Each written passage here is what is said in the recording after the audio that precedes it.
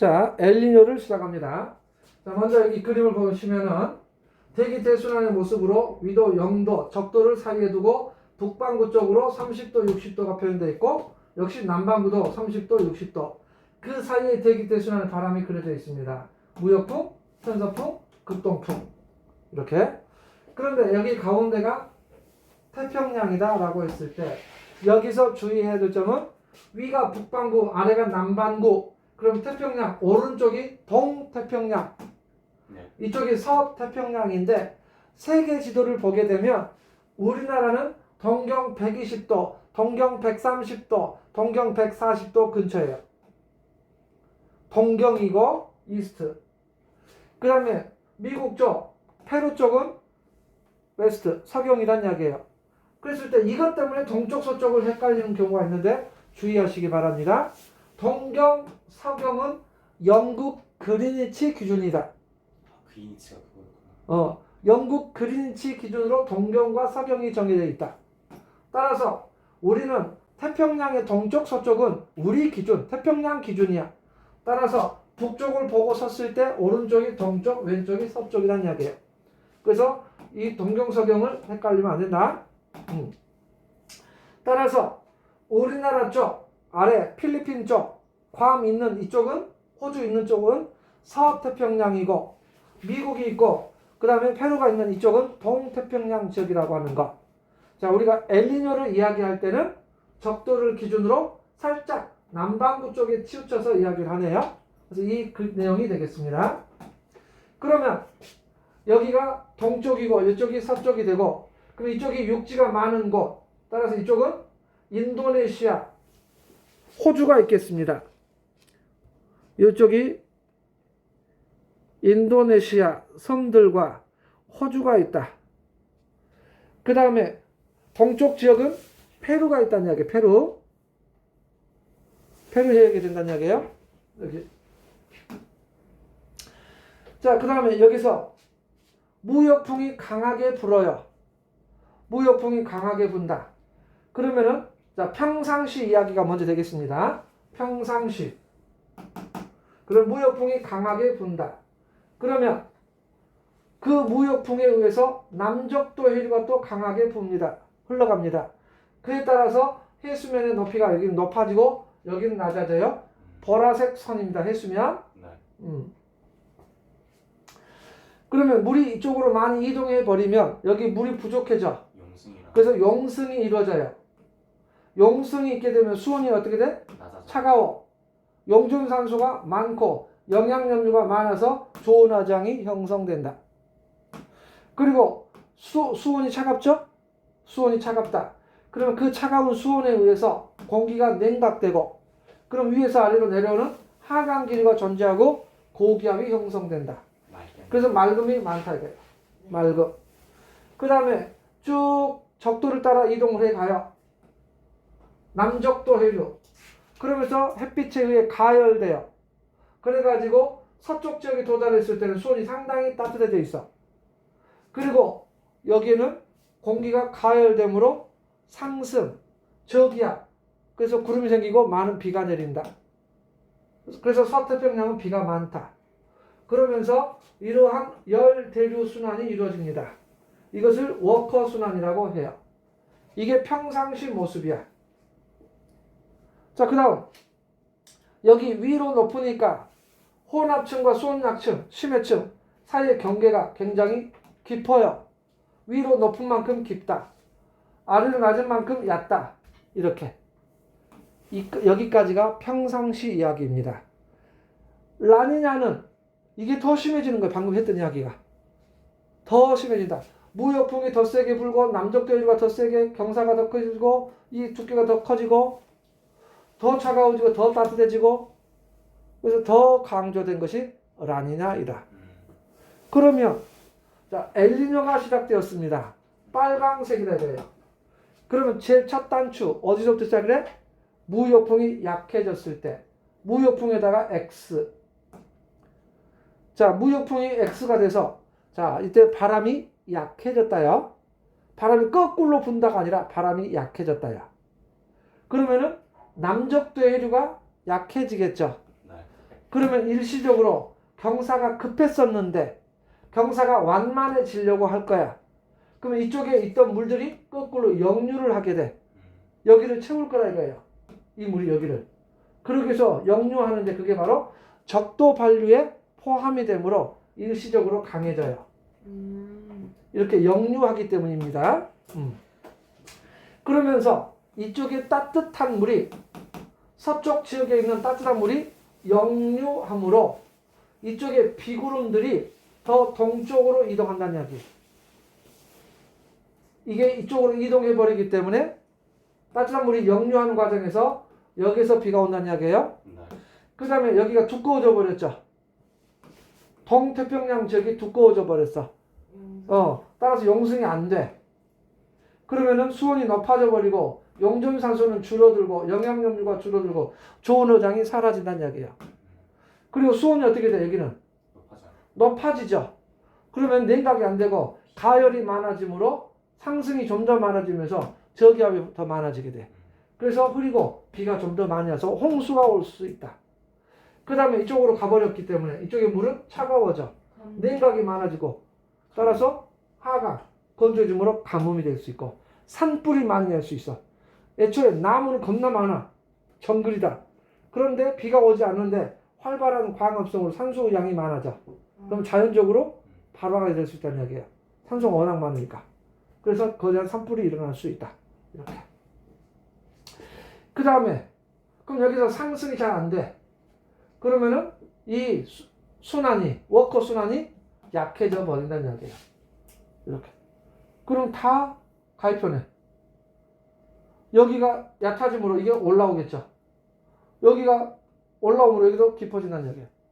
그러면서 두께 차이가 줄어든다는 이야기. 해수면 경사가 줄어든다는 이야기. 이렇게. 그래서 엘니뇨, 라니냐 내용적인 부분은 이제 어렵지 않아요. 처음에는 텍스트 글을 보고 읽을 때는 상당히 어려워요. 상당히 어렵다.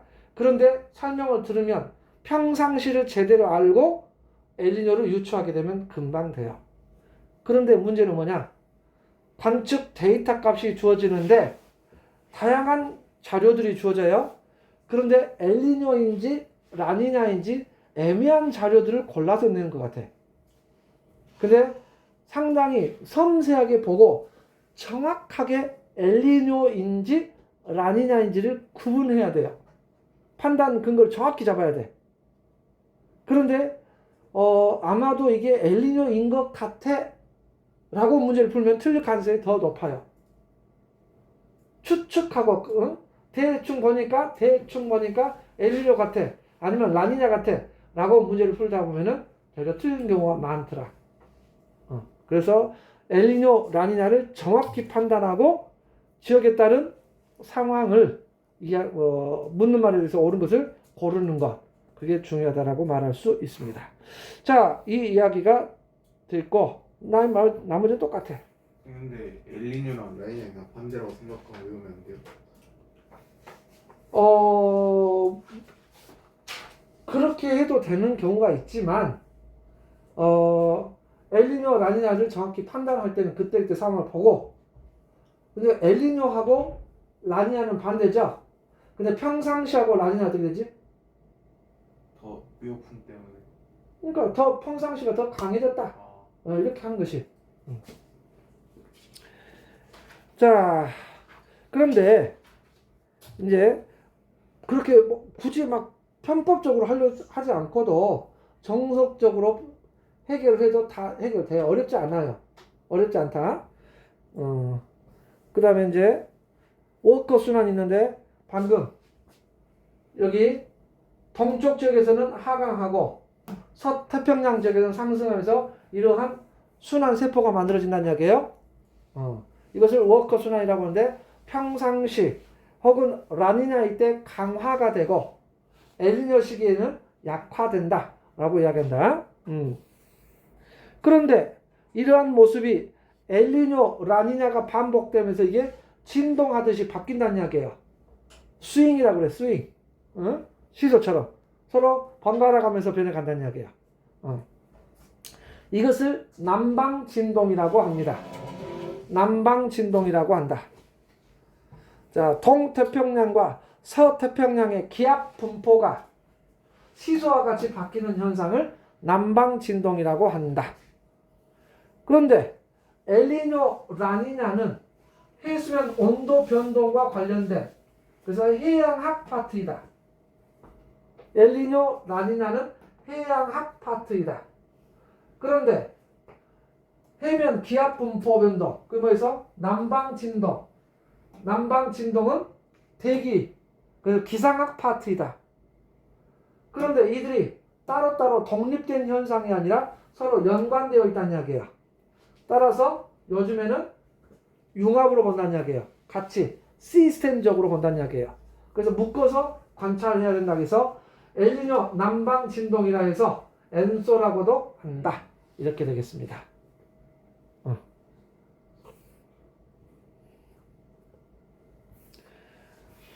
자, 그 다음에 남방 진동 지수. 남방 진동 지수. 그랬을 때 남방 진동 지수는 태평양 한가운데 있는 타히티가 있네요. 여기에서 해면 기압과 호주 북쪽에 있는 지역이 있는데 다윈 지역이 있다. 그래서 거기에서 해면 기압의 차이. 여기서 값이 중요한 게 아니라 플러스다 마이너스다만 따지면 돼요. 따라서 표준 편차, 기압 편차가 있는데 그냥 간단하게 타히티 지역에서의 기압에서 다윈 지역의 기압을 뺀 그 값을 남방 진동 지수라 한다. 플러스 마이너스냐만 따지면 되겠다. 이렇게. 그러면 평상시에는 서태평양 지역, 이 지역에가 상승하여 저기압. 여기 보세요. 여기가 주변보다 기압이 낮은 저기압 지역. 여기는 고기압 지역이다. 그러면 어찌됐든 간에 타히티보다는 다윈이 저기압이죠. 여기가 저기압이라는 여기보다는 저기압이라는 뜻이니까. 그러면은 평상시에는 타히티에서 다윈을 뺀 기압값이 0보다 크다. 그래서 플러스 값이라 이거예요. 양수. 플러스 값. 그럼 평상시에서는 플러스 값이다.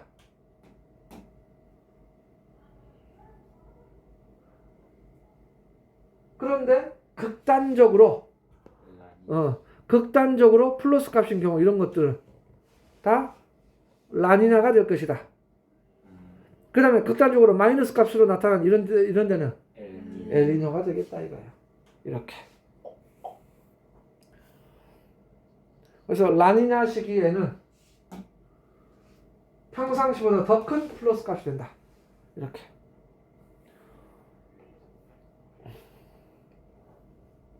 자, 그러면서 엘니뇨와 라니냐의 영향. 대기 파트, 기상 파트가 서로 연관되어 있다. 자, 이런 것들을 단순하게 암기하려 하지 말고 유출을 하는 게 맞다. 사실상 암기는 어떻게 보면 헷갈리지 않게 암기한다라고 하는 것은 경우 수가 너무 많아서 복잡하다는 이야기예요. 다 외운다라고 하는 것은 거의 불가능에 가깝다. 가끔 가다가 학생들이 질문을 해서 차분하게 엘니뇨, 라니냐 설명해 주면 한참을 듣다가 학생이 그래요. 너무 복잡해요. 그냥 외울게요. 라고 이야기하더라. 그러면은 그게 더 복잡하거든. 그냥 이해하는 게 더 좋거든. 그래요, 제가. 이해를 하는 순간 외울 게 별로 없어요. 이미 대기 대순환부터 쭉 기본적으로 배경이 깔려 있어야 되기는 해. 근데 그걸 하는 것도 어렵지 않고 그 공부가 헛된 공부가 아니야. 이미 그 자체만으로도 시험 문제를 해결할 수 있었어. 그걸 배경으로 해서 엘니뇨까지 가니까 당연히 이해 나가야 되는 거예요. 그리고 차분하게 하나씩 하다가 보면 다 알 수 있다는 이야기야. 다만 주어진 자료가 다양한 형태의 그래프, 그림 자료가 주어지는데 막 이런 것들 그림이 주어진다는 이야기예요. 그랬을 때 A 시기가 B 시기가 각각 그때가 엘니뇨인지 라니냐인지를 정확하게 판단을 해야 된다는 얘기예요. 그것이 관건인 겁니다.